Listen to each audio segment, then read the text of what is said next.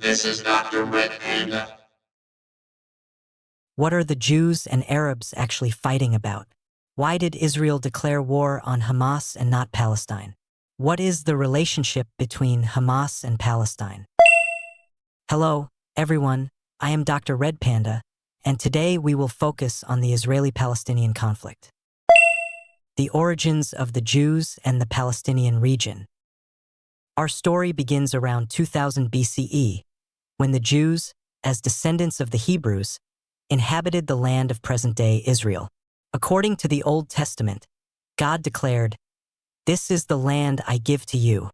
However, peace in this land was short-lived, and a long and tragic history ensued for the Jews. Initially, the Jews were enslaved by the Egyptians and later exiled and oppressed by the Babylonian Empire. Despite the emergence of great kings like David and Solomon, they ultimately could not evade the fate of being conquered by the Roman Empire. Under Roman rule, the Jews were exiled on a massive scale, commencing their dispersed life in various parts of Europe, an historical event known as the diaspora. After the expulsion of the Jews, the land gradually became a settlement for Arabs over the centuries. Historically, Palestine was successively ruled by the Roman Empire, the Arab Empire, the Ottoman Empire, and Britain, yet it never achieved independence, remaining merely a geographical term. Concurrently, in Christian society, the exiled Jews faced discrimination and persecution for being accused of betraying Jesus and engaging in usury, leading to their constant expulsion. Under these circumstances, the Jews gradually conceived the idea of restoring their nation, believing that only by establishing their own country could they ensure their safety. In the 19th century, the idea of Zionism emerged, and some Jews began to return to Palestine, cohabiting with the local Arabs. Initially, the Jews and Arabs maintained a relatively harmonious relationship through the purchase of land and the construction of new houses. The beginning of the Israeli-Palestinian conflict. After World War I, Britain promised to support the establishment of a Jewish state in Palestine, which led many Jews to start moving to the region. Then, during World War II, Hitler's Holocaust resulted in the deaths of 6 million Jews. This tragedy further solidified the Jewish determination to establish a state in Palestine. Britain, the United States, and France expressed sympathy for the Jews' plight and supported their movement for statehood. Additionally, Jews had significant influence in the economic and political spheres of various countries, compelling the major powers to support them. However, in Palestine, Arabs were displeased with the increasing number of Jews. Therefore, in November 1947, the United Nations decided to partition Palestine into two states, one Jewish and one Arab. Although Jerusalem was within the territory designated for the Arab state, it was set to be an international city under UN administration, belonging to neither side. It is said online that at the time, there were 1.2 million Arabs in Palestine who only received 43% of the land, which was fragmented, non-contiguous, largely barren, and not coastal. In contrast, the 600,000 Jews received 57% of the contiguous land, which was fertile and close to the Mediterranean Sea. No wonder the Arabs were unhappy. This is entirely misleading information. The land distribution was mainly based on population distribution. The Jews received the northern coast and inland areas as well as the southern region, while the Arabs were allocated a small part of the north, the central mountain region, the West Bank, and the Gaza Strip. In fact, the Arabs received more of the major cities, and the land was relatively fertile. Although the land was fragmented, it was not that bad. On the contrary, saying that the Jews received more contiguous land is incorrect because the north was not contiguous either.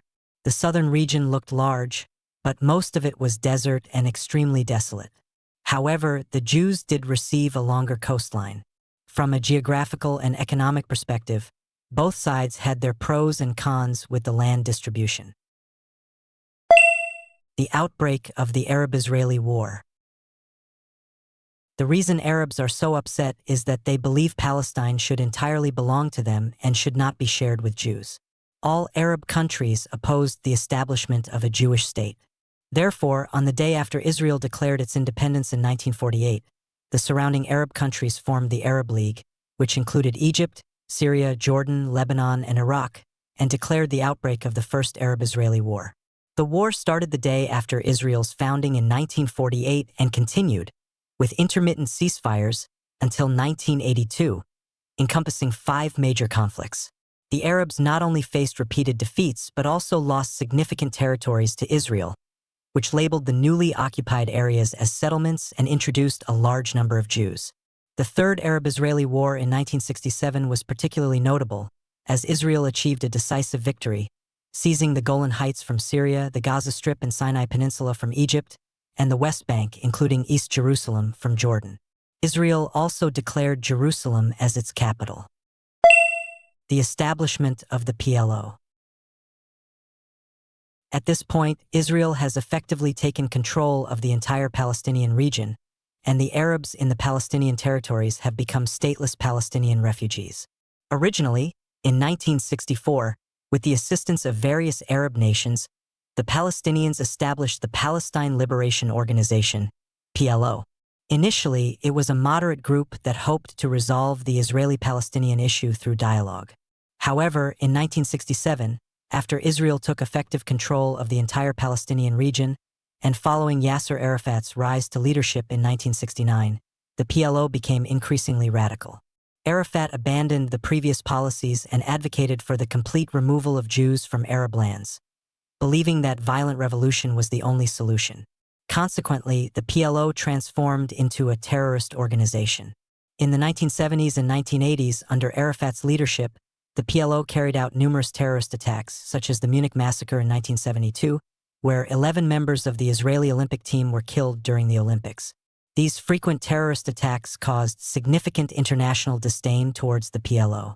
After more than a decade of violent struggle, Arafat gradually realized that despite the combined efforts of his Arab brothers, they could not defeat Israel. Additionally, after the end of the Cold War, many countries that previously supported the Palestinian organization began to shift their stance. Arafat began to recognize that continued violence and conflict would not bring about a solution. In the late 1980s, Yasser Arafat, who was known for his terrorist actions, gradually transformed into an advocate for peace. He began advocating for negotiations with Israel and was willing to accept the 1948 UN resolutions. In 1993, under the mediation of the United States and Norway, Israel and the Palestine Liberation Organization, PLO, reached a historic agreement known as the Oslo Accords. According to the agreement, Israel agreed to the establishment of a Palestinian self-governing authority and recognized the autonomy of the West Bank and Gaza Strip. The PLO also ceased to view Israel as an enemy and halted terrorist activities. The agreement not only achieved mutual recognition but also laid out plans for future economic cooperation and land arrangements, bringing a glimmer of hope for peace. Under the terms of the agreement, Israel was required to withdraw from the West Bank and Gaza Strip, which essentially allowed the Palestinians to establish a state in these areas. As a result, the Palestinian territories formally came to have 2 sovereign states, Israel and Palestine. Arafat and Israeli Prime Minister Yitzhak Rabin were awarded the Nobel Peace Prize for their efforts. However, the hope for peace did not last long. Despite the desire for coexistence from both Rabin and Arafat, grassroots opposition persisted. 2 years later, Rabin was assassinated by Israeli extremists, and hardliners came to power. At the same time, the extremist group Hamas rapidly emerged following Arafat's death, causing the Oslo Accords to gradually become meaningless. The PLO was divided into different factions, including Doves, Hawks, and the Fatah led by Arafat. Despite the signing of the agreement, Fatah's leadership became corrupt, with substantial international aid being misappropriated by high-ranking officials. Israeli intelligence estimated that Arafat's personal wealth exceeded $1.3 billion. Palestinian dissatisfaction with Fatah grew, as they felt the leadership had betrayed the revolution. The rise of Hamas. Meanwhile, Hamas quickly rose to prominence after the death of Yasser Arafat, further escalating regional tensions. Hamas's hardline stance against Israel stalled the peace process, making the situation more complex and turbulent.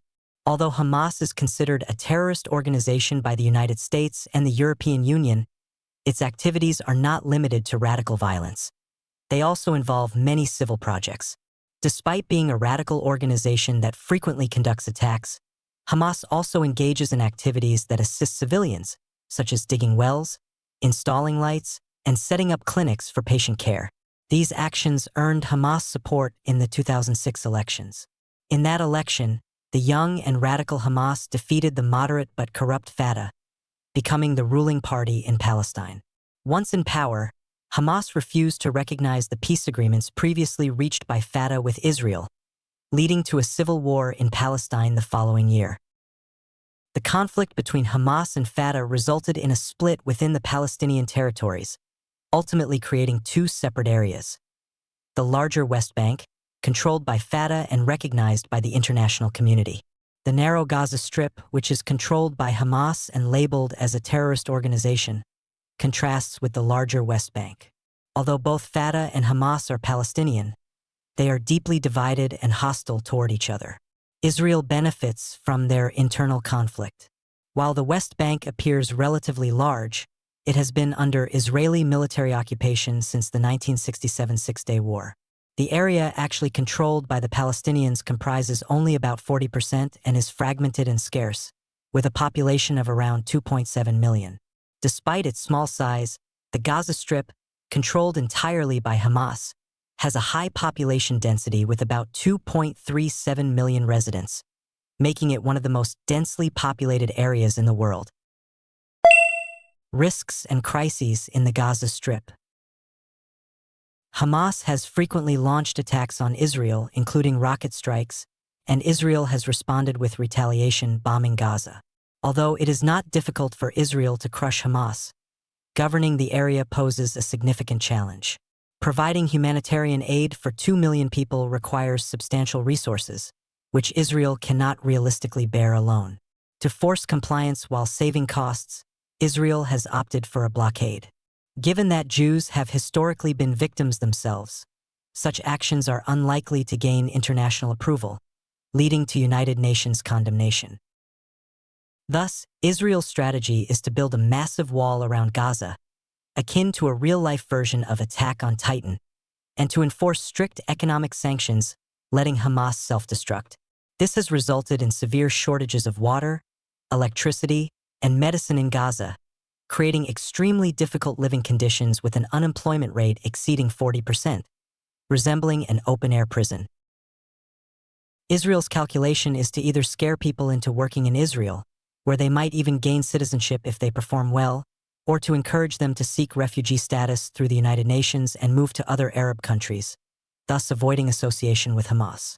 This strategy has been somewhat effective, as the number of Palestinians living abroad now surpasses those in their homeland. After decades of blockade, only a few 100,000 may remain in Gaza, and Hamas may struggle to make an impact.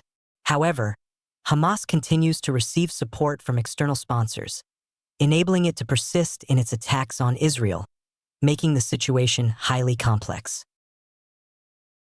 Everyone is aware of the recent humanitarian crisis in Gaza. The abduction and killing of Israeli civilians is one issue, while Palestinian refugees suffering from hunger, cold, and homelessness is another. Each side has its own perspective and fighters dedicated to their national interests, who have written deeply moving chapters in history. I believe that most people are alike in their hatred of war and love of peace. I am not asking everyone to harbor hatred for each other, but rather to have the capacity to listen to each other's viewpoints. We don't necessarily have to accept opposing views, but by listening, we can gain a more comprehensive understanding of the issues and reduce the information gap between us. This could help foster mutual understanding. Finally, I wish for peace to soon come to that land, and for people with different views and positions to find reconciliation. And that's a wrap for this episode of the video. I'm DR.RED Panda. If any of you have your own perspectives, or if you think there are any errors in the video, feel free to leave a comment in the discussion section. If you found this video helpful, don't forget to subscribe and give it a thumbs up. Until next time, take care.